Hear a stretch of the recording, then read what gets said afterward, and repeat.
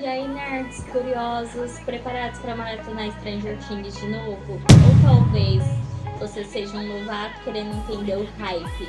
Seja qual for o caso, fala comigo que eu vou te dar um resumo épico das temporadas 1 a 4 sem spoilers necessários e depois a gente chora junto pela quinta temporada. Eu me chamo Thalita, falo do canal Oculto Misterioso e já se inscreva e curta o vídeo. Então, eu vou falar um pouco dos personagens, os mistérios, os monstros e, claro, os momentos que fizeram a gente grudar na tela, mas também vamos falar do que não funcionou porque ninguém é perfeito, né? A primeira temporada. Tudo começa em 1983, na pacata Hawkins, Indiana. Will Byers, um garoto de 12 anos, some misteriosamente após uma noite de RPG com seus amigos. Enquanto a mãe de Will, Joyce, interpretada pela maravilhosa Winona Ryder, que merecia um prêmio só pelas caras de desespero que ela fez, entra em busca do filho, seus amigos Mike, Dustin e Lucas iniciam suas próprias investigações. E aí que eles encontram Eleven, uma garota com poderes telecinéticos que foge de um laboratório secreto. Ela se junta ao grupo para ajudar a encontrar o Will.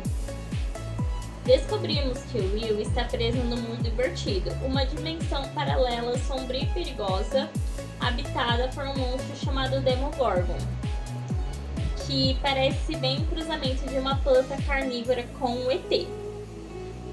No final, Eleven usa seus poderes para derrotar o Demogorgon e salvar o Will, mas desaparece no processo.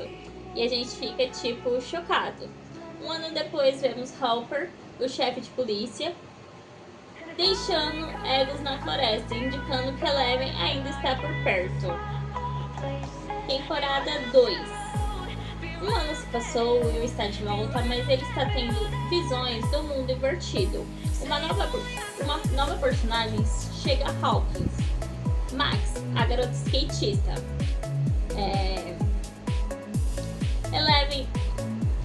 Eleven, ela está viva e escondida com Hopper. Numa cabana isolada, tipo um conto de fadas no fim do mundo, tentando controlar seus poderes, o Hopper vira um pai super protetor. Enquanto isso, o mundo invertido está se expandindo e criando uma criatura ainda maior e mais perigosa. Que ela surge, o Devorador de Mentes. Ele bem que parece um polvo ou uma aranha gigante. O Devorador de Mentes, ele possui o Will, que ele já havia sido possuído anteriormente, e usa para espalhar o mal em Hawkins. A Eleven retorna para ajudar seus amigos e juntos eles fecham o portal do mundo invertido. E tem o baile de inverno, onde vemos Eleven e Mike juntos e tudo parece bem, mas o Devorador de Mentes ainda está por lá, observando. Temporada 3. Verão de 1985. E Hawkins ganha um novo shopping center.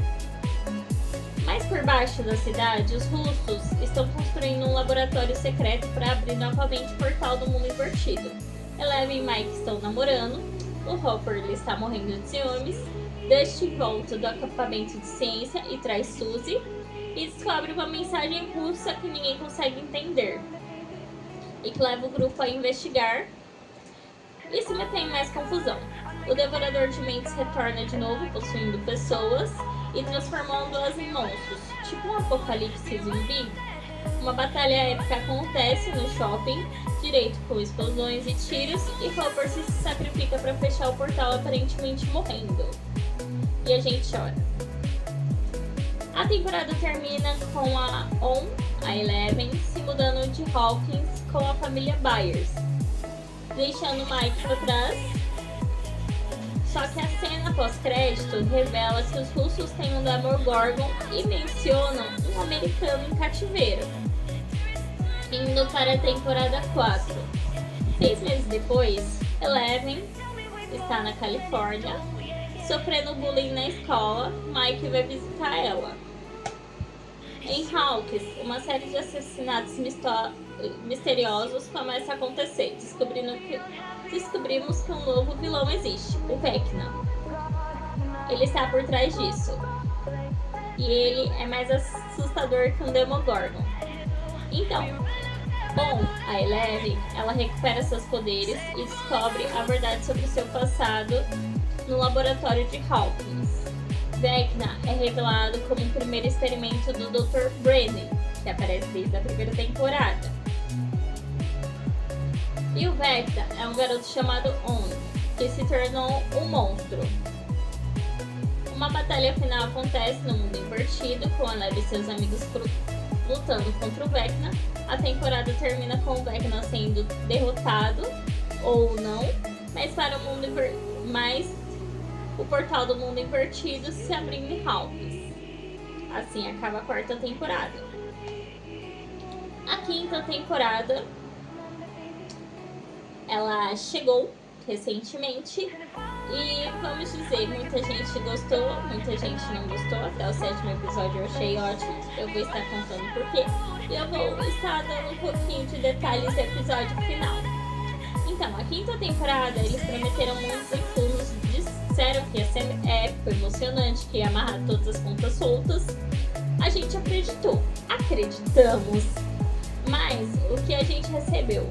Uma colcha de retalhos, de clichês, furos de roteiro e decisões questionáveis que fizeram a gente se perguntar se os irmãos Duffer não foram abduzidos e substituídos por ETs roteiristas de Malhação. Eu não tenho nada contra a Malhação, eu gostei de uma de muitos anos atrás. Então, o que acontece? Do episódio 1 ao 7 da quinta temporada, tava maravilhoso, só que o último episódio, o episódio 8, aconteceu algumas coisas que deixou muitas pontas soltas e não foi o episódio final que a gente esperava. Os personagens que a gente amava foram reduzidos a caricaturas de si mesmos, a Eleven virou uma máquina de frases, de efeito, o Mike continuou sendo o eterno apaixonado sem sal, o Dustin continuou sendo o alívio cômico forçado, a Max continuou em coma, só que ela acordou um tempinho, e o Steve continuou apanhando, isso a gente já esperava. E a Nancy ela virou a Rambo do interior, ficou parecendo isso, sem zoar, onde ela tava metralhando os monstros com a maior naturalidade, como se tivesse treinado no exército desde criança, que foi uma coisa que eu fiquei tipo assim, como? O Vecna, ele tinha um potencial para se tornar um vilão memorável. Ele virou um vilão genérico, com motivações confusas e um visual que lembrava um cosplay mal feito de Freddy Krueger, na minha opinião. Sério, cadê a criatividade que eles estavam? Parece que eles pegaram um vilão mais clichê dos anos 80 e acharam que a gente ia se impressionar.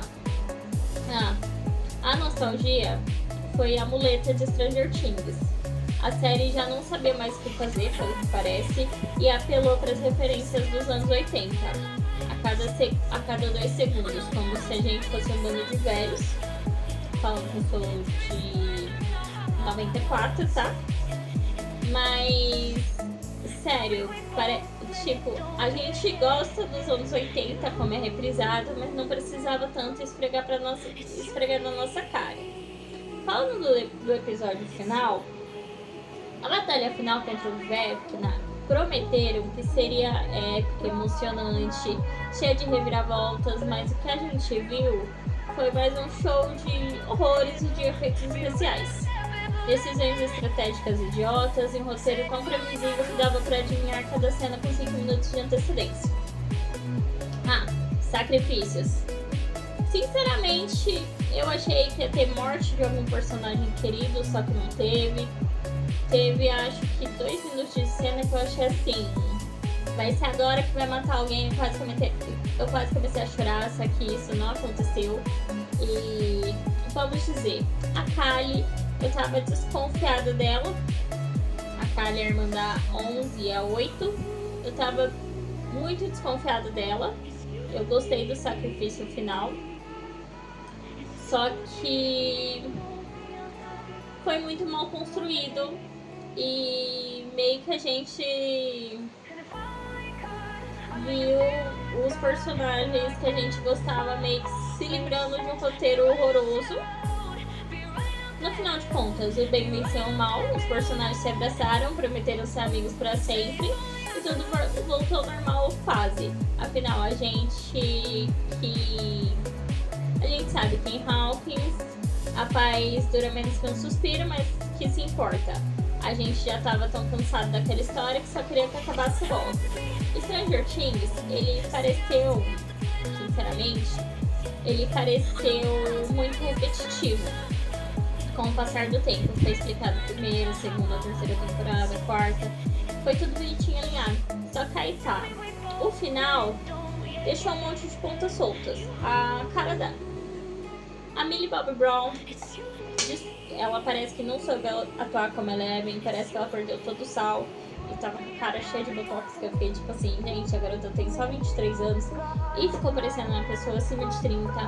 O Mike tava parecendo que tava atuando pela força do desespero.